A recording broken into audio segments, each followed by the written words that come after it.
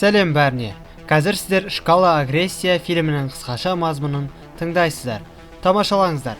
Таңғы жүгірістен кейін үйіне оралған әйел табалдырықтан аттай сала мылтықпен атып өлтірілді. Қылмыскер құрбанын полароид камерасына түсіріп алды. Тағы бір адамды автотұрақта өлтірді. Осы жаппай қырғынның себебін білеміз. Қылмыстық беделді Беловансты түрмеден 48 сағатқа босатты. Осы уақыт ішінде ол елден қашып кетуді жоспарлайды. Бірақ алдымен өзінен ұрланған $500 миллион табуы керек. Бұл тапсырма Ллойдқа жүктелді. Егер ол ақшаны тауып берсе, жаңа босқа айналады.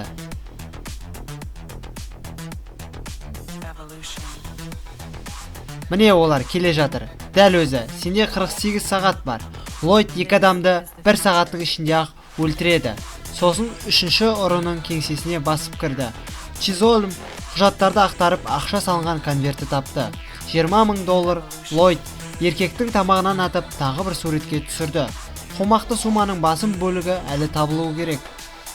Билл мылқау ұлымен бірге жаңа қалаға көшіп келеді. Олар Биллдің қалыңдығы Мэггимен және оның қызы Лоренмен бірге тұрады.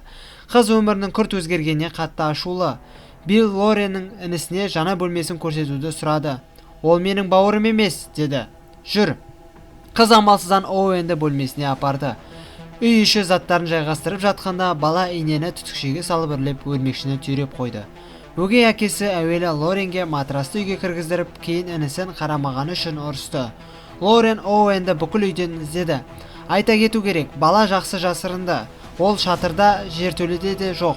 Ағаш қорадан да табылмады. Сөйтсе ол ормандағы алаңқайда жүрген екен.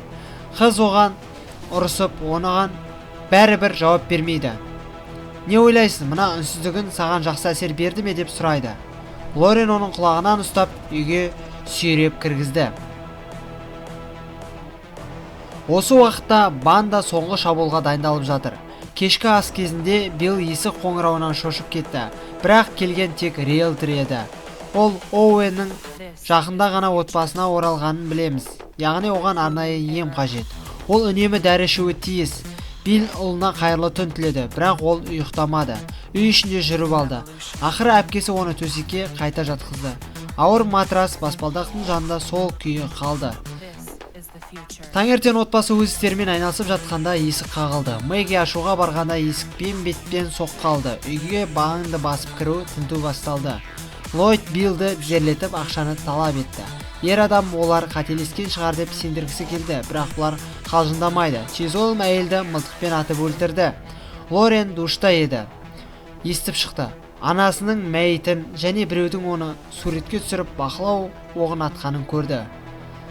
Билл қаскөйлерге тап берді. Лорен есігін жиып бөлмесіне қарай жүгірді. Ллойд балаларды алып кетуді бұйырды. Қыз терезеден қашпақ болды, бірақ қолын кесіп алды. Ллойд Биллді қинап ақшаның қайда екенін сұрады. Чизолм бөлмеге кіріп, қан ізінен Лореннің шкафта тығылғандығын түсінді.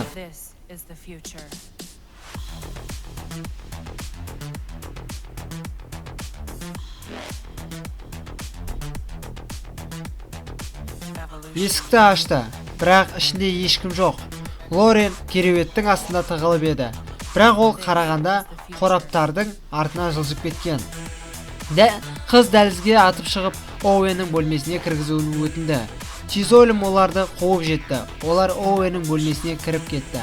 Көмек сұраған айқайдан кейін Оуэн бейсбол таяғын алып, Чизолмның басынан бар күшімен ұрды. Ол бөлмеден ұшып шықты.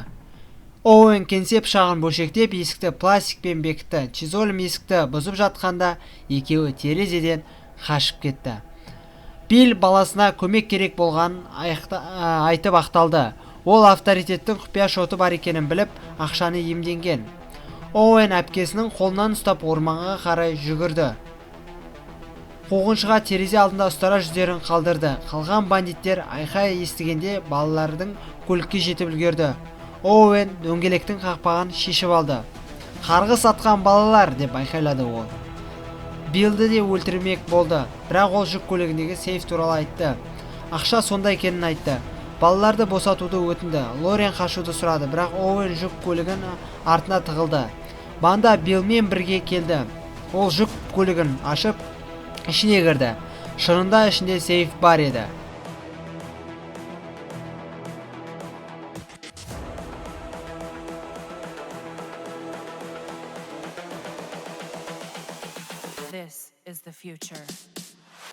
Қасында Фредди күзетте тұрды. Оуэн жүк көлігінің төбесіне шығып кеткен. Фредди соңынан өрмеледі, бірақ алданып қалды. Билл Стивтен ақша алып емес, тапанша алды. Оуэн көлікті тежегіштен босатты. Фредди құлап түсті. Ллойд пен Билл арасында қару үшін күрес басталды. Ақырында Билл өлтірілді. Ллойд балаларды табуды бұйырды.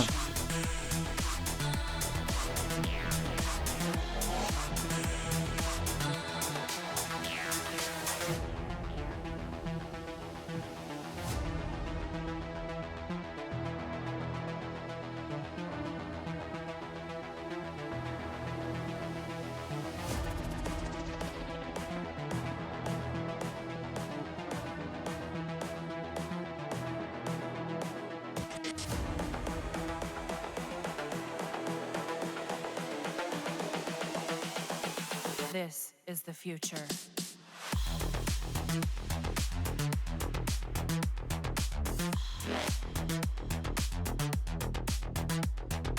Evolution.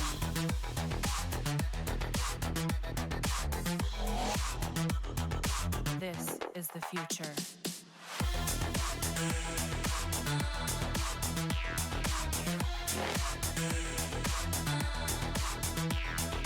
Evolution.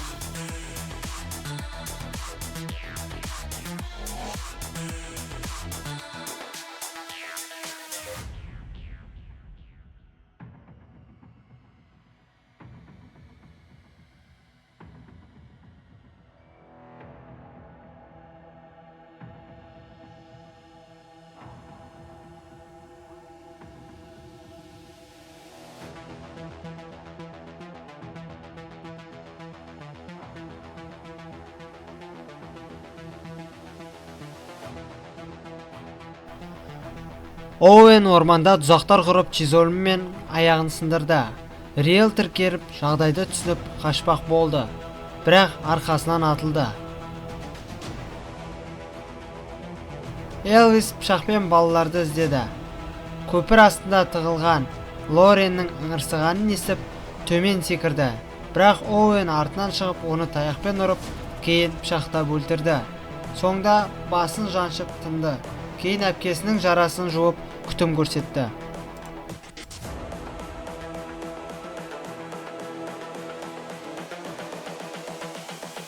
This is the future. Human error.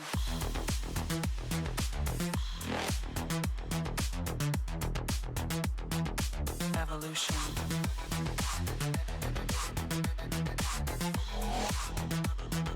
This is the future.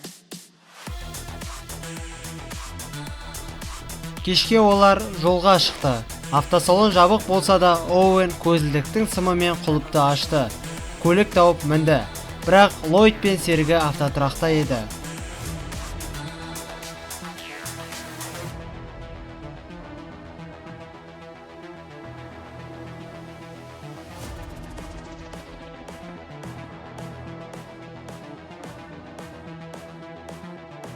Оуэн пышақпен Фреддиді өлтірді.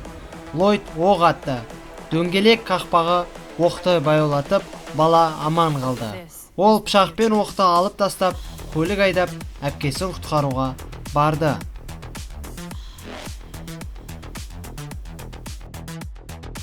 Evolution.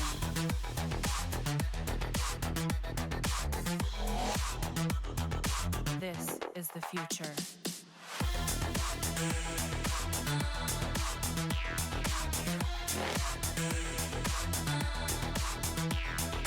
Evolution.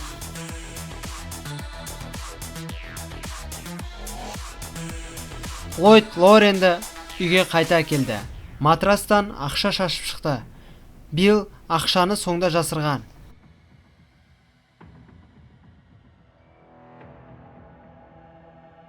Ллойд серігін өлтіріп, ақшаны өзі алмақ болды.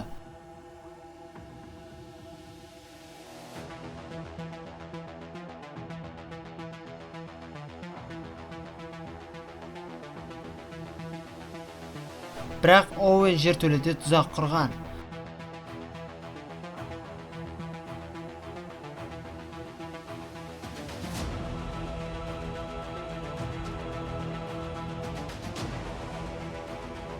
Ллойд мұздатқышты ашқанда бетіне хлорамин шашылды. Ол соқыр күйде шегініп, шегелерді басты. Ақырында Оуэн үстіне ауыр комодты құлатып, оны өлтірді.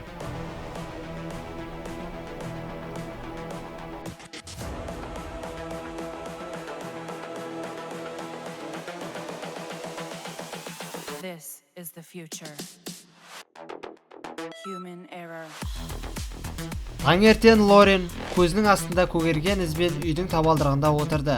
Қасында ақша толы сөмкемен Оуэн отыр. Бірақ оның тағы бір ісі бар еді. Белаванс ұлымен бірге ақшаны күтіп отырған. Бірақ оның орнына өлтірілген адамдардың және өз адамдарының суреттерін алды. Біраздан соң бауырлар жүк көлігімен оның трейлеріне бар жылдамдықпен соғылды.